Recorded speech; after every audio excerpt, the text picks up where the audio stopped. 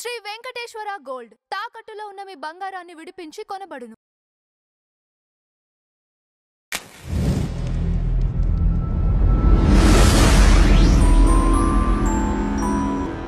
మన మత గ్రంథాలు, మన పుస్తకాలన్నింటినీ కూడా మనం మత గ్రంథాలు అన్నాము. మన ఇంటలెక్చువల్ హెరిటేజ్ ఏదైతే ఉన్నదో దాన్నంతా కూడా మనం మత గ్రంథాలు అనేసాం. అనడం వల్ల మనం వాటికి దూరం అయిపోయాం. దూరమైన తర్వాత ఎదుటివాడు చెప్పిందానే నిజం అనుకుంటున్నాం. That is our tragedy. So ఆ పద్ధతిలో ఉన్నాం అనమాట. సో అందువల్ల ఇప్పుడు వీరు చెప్పినట్టుగా ఆ కాన్స్టిట్యూషన్ రాసినటువంటి వాళ్ళు కూడా బ్రిటిష్ వాళ్ళ ప్రాపగాండా, ఆ రోజు ఉన్నటువంటి ప్రాపగాండాకు వాళ్ళు కూడా ప్రభావితులైనారు. ఓహో, హిందువులు అంటే మనం అందరం కూడా we can take these fellows for granted అన్నట్టుగా. ఇదంతా కూడా హిందువులు అంటే నోరు లేనటువంటి వాళ్ళు, we can take these people for granted అన్నట్టుగా. లేకుంటే విపరీతమైనటువంటి విశాల హృదయం, అలాంటి దీంతోనే చేసినటువంటి వాళ్ళు మూర్ఖత్వం అని కూడా అనొచ్చు. ఐ కెన్ కాల్ ఇట్ మూర్ఖత్వం ఆల్సో. ఎందుకంటే వీళ్ళు they had not read the history of other religions. ఏ విధంగా వాళ్ళ థియరీ ఎలా ఉంటుంది. ఈరోజు మెల్లిగా చిన్నగా when you are weak you lie low, when you become slightly strong then you start demanding. ఇంకొంచెం నువ్వు ఇదయ్యావనుకో then you start dictating. So ఇది యాక్చువల్లీ మావో ఫాలో అయింది ఇదే సిద్ధాంతమే, ప్రొట్రాక్టెడ్ వార్ అనేటువంటి సిద్ధాంతం. సో ఆ పద్ధతిలో ఉన్నప్పుడు మన వాళ్ళు ఎందుకు ఆలోచించలేదో నాకు చాలా ఆశ్చర్యం అండి. అందరూ మళ్ళీ పెద్దవాళ్లే, అందరూ మీద మేధావులే, అప్పుడు కాన్స్టిట్యూషన్ రాసినటువంటి వాళ్ళందరూ కూడా.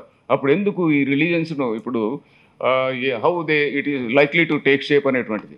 అందువల్లనే నేను మొట్టమొదటిలోనే అన్నది, మనమందరం కూడా ఒక బాయిలింగ్ ఫ్రాగ్ లాగా ఉన్నామండి అని చెప్పాను అన్నాను. సో ఎందుకంటే మనకు జరుగుతున్నటువంటి ప్రమాదం గురించి మనకు తెలియదు. ఇప్పుడు వీరు నాగేశ్వరరావు గారు ఇంతసేపు మోర్ దాన్ అవర్ వారు మాట్లాడి మనకందరికీ ఒక ఇంటలెక్చువల్ ఇదోటి పెట్టారు మన ఎత్తిన ఒక బర్డన్ కూడా. ఏమిటంటే, అయ్యా మీరందరూ కూడా మేధావులు, మనమందరం కూడా సోకాల్డ్ మేధావులు కదా, మన పైన కూడా బాధ్యత ఉన్నది అని చెప్పని వారు గుర్తు చేశారు. సుబ్రహ్మణ్యం గారు తక్కువ మాట్లాడినా కానీ 2 పాయింట్లు అన్నారు. ఏమిటంటే, సిటిజన్స్ ఫర్ డెమోక్రసీ అని చెప్పిన ఒకటి ఉన్నది ఆంధ్రప్రదేశ్లోనే. In fact I was exactly thinking of the same. ఎందుకంటే మనం అందరం కూడా వీఆర్ గెటింగ్ అవేర్. ఇప్పుడు ఏమేం ప్రాబ్లమ్స్ ఉన్నాయి అనేటువంటిది మనం ఇప్పుడు అంతో ఇంతో మనకు అర్థమైంది. మరి ఏం చేయాలి, వాట్ ఈస్ ది సొల్యూషన్ అంటే, జిల్లాకు తిరగాలి అని కూడా వారు సజెస్ట్ చేశారు. యాక్చువల్లీ అన్ని చోట్ల కూడా ఈ అవేర్నెస్ పెంచాలి అంటే నాగేశ్వరరావు గారు maybe I can also associate with him. వెళ్ళి ప్రతి జిల్లాలో కూడా ఇట్లాంటి అవేర్నెస్ ఉండాలండి. ముఖ్యంగా ఇంటలెక్చువల్స్తో ఉండాలి, ఇంటలెక్చువల్స్తో. ఎందుకంటే వీళ్ళే కదండి.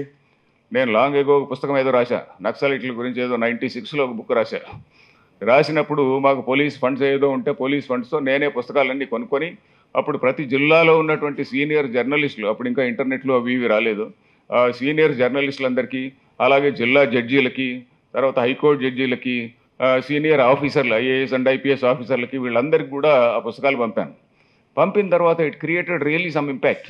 చాలామంది జర్నలిస్టులు మళ్ళీ వచ్చి కరెక్ట్ అండి మీరు చెప్పింది, చాలామంది they really felt happy that they were informed about it.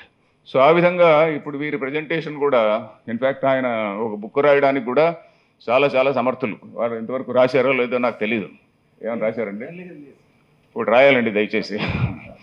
అది యాక్చువల్లీ అందరికీ పోవాలండి. జడ్జుల్లో కూడా చాలామంది ఉంటారు ఇట్లా ఫీలింగ్స్ ఉన్నటువంటి వాళ్ళు, అరే మనం చాలా అన్యాయం చేస్తున్నామే అనేటువంటి వాళ్ళు. పాలిటీషియన్స్ని మనం తప్పులు పట్టలేం, ఎందుకంటే వాళ్ళు ప్రజలకు దాసులు, ఓటు బ్యాంకుకు దాసులు అనుకోండి. ఈనాడే కాదు, పాతకాలం నుంచి తీసుకున్నా కూడా. ఉదాహరణకి ఇటీవల నేను ఎక్కడో కర్నూలులో ఆళ్లగడ్డ దగ్గర ఒక టెంపుల్ ఉంది. అదేంటంటే సింహాచలం టెంపుల్. ఆ సింహాచలం నాట్ సింహాచలం, అదేంటి మా నరసింహస్వామి టెంపుల్, అహోబిలం టెంపుల్లో చాలా మ్యాగ్నిఫిషెంట్ టెంపుల్ అది. దాన్ని ఎవరు కట్టారంటే ప్రతాపరుద్రుడు కట్టించాడంట. ఆ ప్రతాపరుద్రుడు అనేటువంటి వాడు he was a very strong షైవైట్.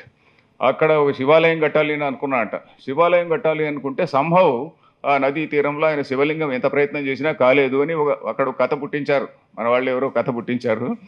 ఆయన అసలు విషయం ఏంటంటే, ఆ ప్రాంతం అంతా వైష్ణవ డామినేటెడ్ ఏరియాలో he did not want to impose Shaivism. So అందుకని వైష్ణవుల వాళ్ళను హ్యాపీ, వాళ్ళు కూడా తన ప్రజలే కదా, అందుకని వాళ్ళ గురించి ఒక మ్యాగ్నిఫిషెంట్ నరసింహస్వామి టెంపుల్ కట్టించాడు ఆయన. సో ఆ విధంగా ఆనాటికే ఉంది. ప్రతాపరుద్రుని కాలం నుంచి తీసుకున్నా కూడా అన్ని రకాల ప్రజల్ని, ఎందుకంటే మన మన బేసిక్ మన అప్రోచే అది. మన మహాభారతంలో చెప్పినట్టుగా మన అప్రోచే అది. అందరినీ కూడా ప్రజలందరినీ కూడా తమ పిల్లల్లాగా బిడ్డల్లాగా చూసుకోవాలి అనేటువంటిది. సో వీళ్ళు అలాంటి అంత ఉదాత్తమైన భావన ఉందో లేదో కానీ మొత్తానికి మైనారిటీని ఆదరించాల్సిందే. మనం అసలు we are not asking for Hindu Rashtra. ఇప్పుడు మేము ముగ్గురు కూడా ఎవడు కూడా హిందూ రాష్ట్రం ఎవడో అడగడం, ఏ హిందువు కూడా హిందూ రాష్ట్ర గురించి అడగడం లేదు. కొద్దిమంది ఎవరినో ఉన్నారేమో కానీ మేము మాత్రం అడగడం లేదు. బట్ అరే ఈక్వల్ రైట్స్ కావాలి అంటే మనకి ఇప్పుడు ఏం చేయాలి? అన్లెస్ అవేర్నెస్, చాలా చాలా అవేర్నెస్ రావాలి. ఇంకొకటి మన పొజిషన్ ఎలాగున్నదంటే ఇంతకుముందు ఉన్నటువంటి ప్రభుత్వాలు కమ్యూనల్ వైలెన్స్ బిల్ అనేది కూడా ఒకటి తేవడానికి పోయింది. ఆ కమ్యూనల్ వైలెన్స్ బిల్లు ఎంత ఘోరంగా ఉందంటే ఆ డ్రాఫ్ట్ కూడా నేను చూశాను.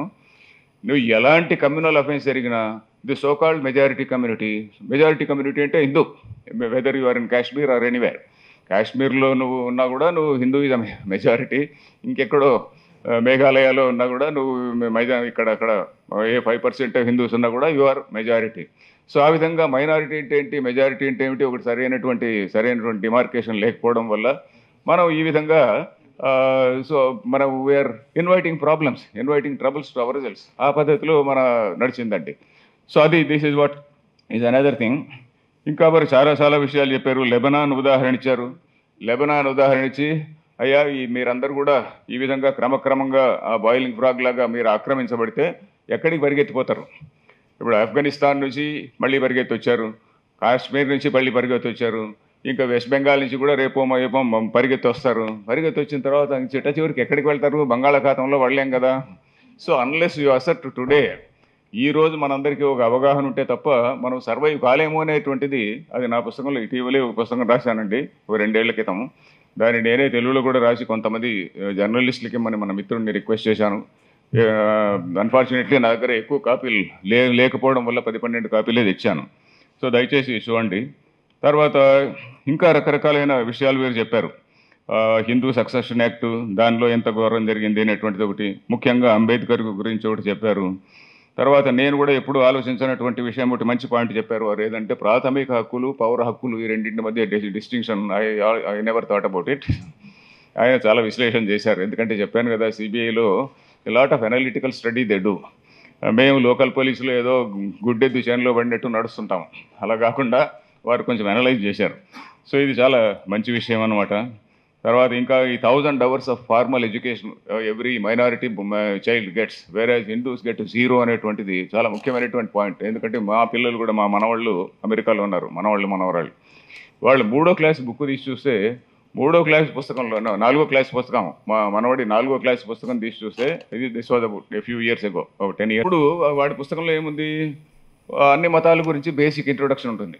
క్రిస్టియానిటీ గురించి వండర్ఫుల్గా ఉంటుంది, ఇస్లాం గురించి వండర్ఫుల్గా ఉంటుంది, ఇంకా తర్వాత బుద్ధిజం, జైనిజం గురించి పర్వాలేదు కొంతవరకు ఉంటుంది. హిందూయిజం గురించి వచ్చే వాళ్ళకు వీళ్ళందరూ కూడా ఇంతమంది దేవుళ్ళని పూజిస్తారు, గంగా నది ఇంత స్టూపిడ్గా ఉంటుంది, గంగా నదిలో శవాలు తేలుతుంటాయి, వీళ్ళు గంగా నదిని పూజిస్తారు, ఇలాంటి విషయాలన్నీ ఉంటాయి.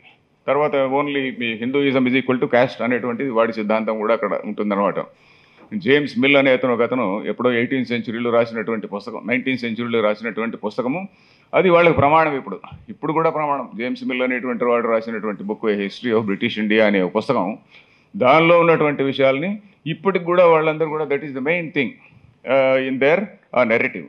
సో ఆ నెరేటివ్ని కౌంటర్ చేయాలంటే ఏమిటి? చాలామందిలో మనకు అవేర్నెస్ రావాలి. మనకు ఉన్నటువంటిది ఏంటి, మనం ఎందుకు, ఏ విధంగా మనకు మనల్ని గురించి మనకు ఏమీ తెలియకుండా ఎలా పోయింది అనేటువంటిది మనం ముఖ్యంగా తెలుసుకోవాలి.